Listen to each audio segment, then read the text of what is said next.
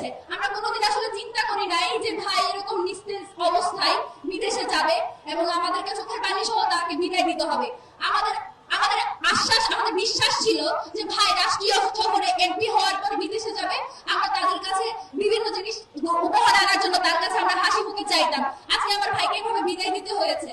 এখনো পর্যন্ত যে সকল অপরাধী অপরাধ সংঘটিত করেছে, এবং খুব স্পষ্টভাবে একটা কথা আমরা ইনকিলাব মঞ্চ থেকে জানাই, এখানে কিন্তু কোনো একক বা দুইজন শুটার এখানে কিন্তু নির্ভর না, এখানে কিন্তু পুরো একটা পুরো সিন্ডিকেট কিন্তু এখানে জড়িত আছে। এবং আমাদের কাছে এটা স্পষ্ট যে এখানে বিভিন্ন রাষ্ট্রীয় সংস্থার একটা অংশের প্রত্যক্ষ মদত আছে।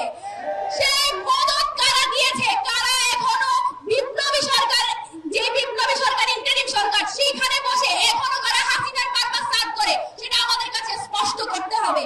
আমরা শুধু একজন শুটার, তার বউ, তার শালিকা, তার প্রেমিকা, তাকে গ্রেফতার করেছে এসবে আমরা সন্তুষ্ট নই। আমরা পুরো সিন্ডিকেটকে জীবিত অবস্থায় গ্রেফতার কিভাবে বিচারের আওতাধীন দেখতে চাই, সেটা আমার ভাই সুস্থ হয়ে ওঠার আগে।